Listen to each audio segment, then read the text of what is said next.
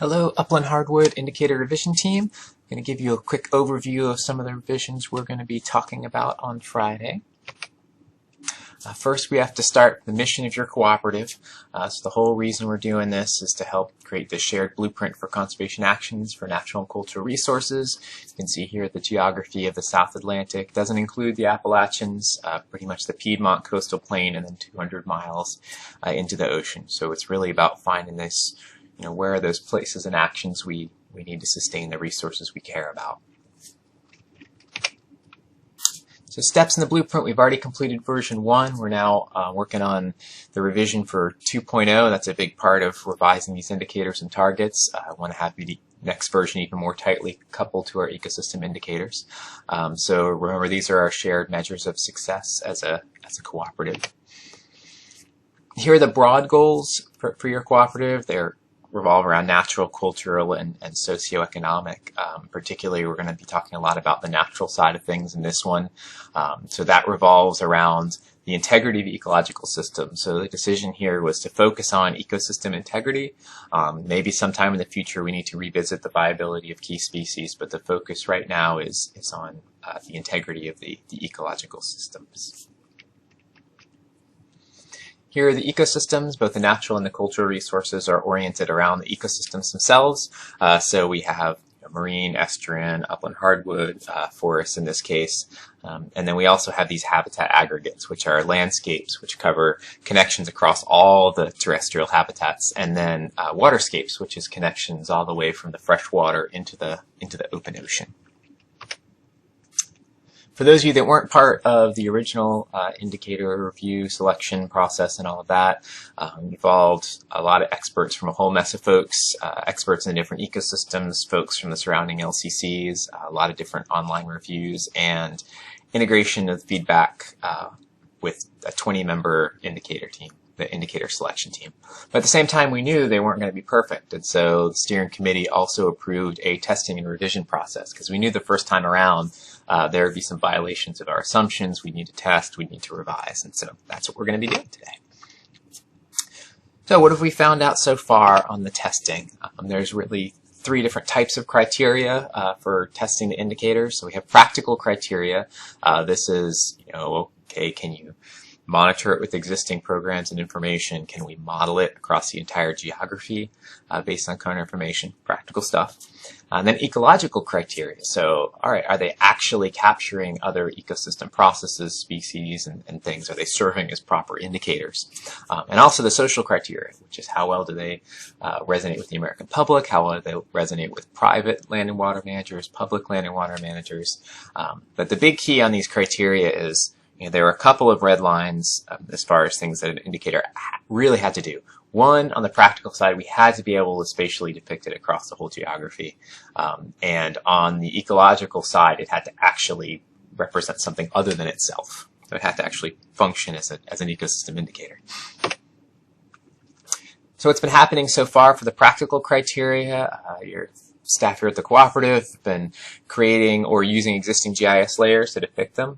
We thought we could depict them all, and so that's what we're trying to do right here. And then on the ecological criteria, we have multiple different teams that have been testing it. In this case, Ricky White from NatureServe and Ashton Drew from NC State have been working on the terrestrial side of the indicators. And then we actually had some Duke students take on some of the social criteria. We're not going to be talking about the social criteria for this particular call, though. All right, so how did everything do on the practical criteria? So one of the indicators, the acres of resilient biodiversity hotspots in natural condition.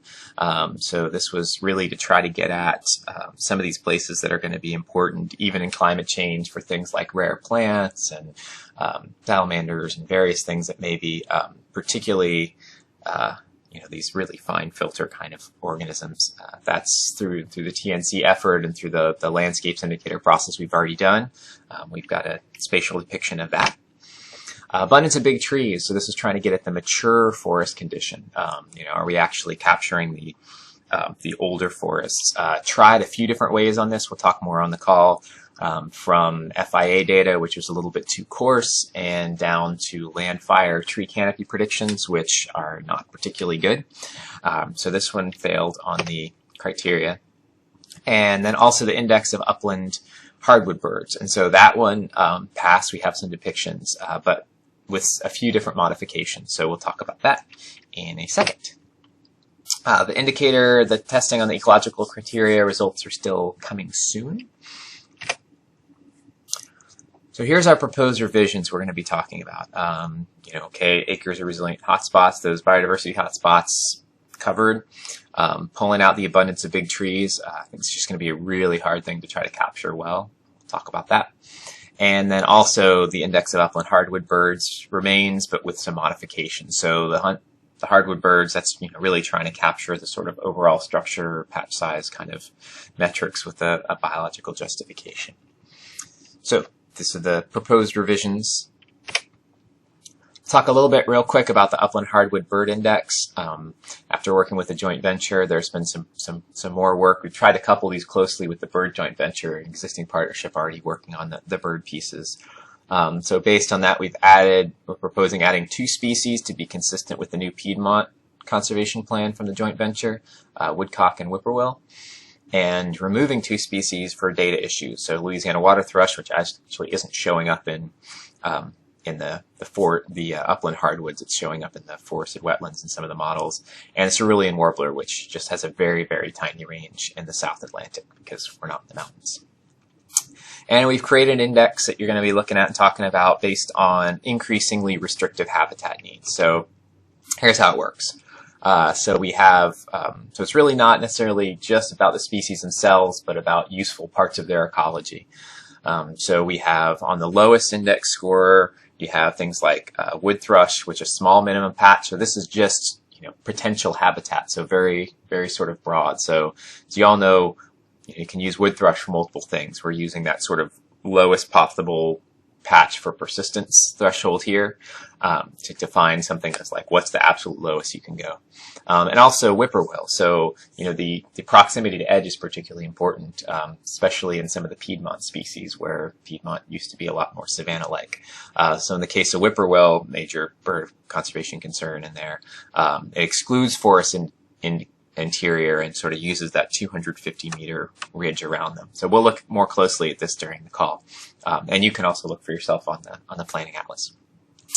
Then you move up to like hooded warbler and American woodcock. So now we have more restrictive, a bigger minimum patch size, or with woodcock very mapped to the ecotone edge.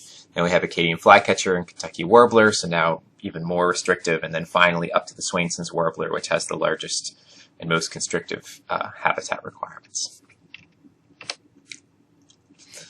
So that leads us with, for measuring upland hardwood integrity, these 4 measures, so both inherited from the landscapes and from the upland hardwoods itself. So we have our low road density areas, our structural connectivity, those climate resilient biodiversity hotspots that also come from the landscapes indicators, and then we have the index of birds that I just mentioned as well.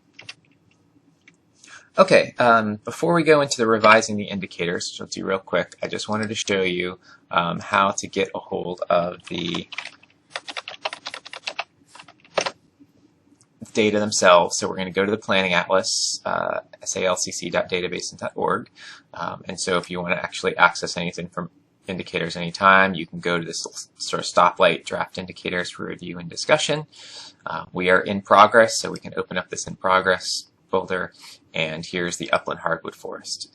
So now as you can see, we've got the upland hardwood mask in here, and you also have the upland hardwood bird index. So as you'll see on the right here, there's the description that has all the different mapping steps. So if you want to know all the gory details of where the models come from and where these pieces come from, it's right here. And you can also open it in a map and explore it, download it to test it up against your own indicators and things like that.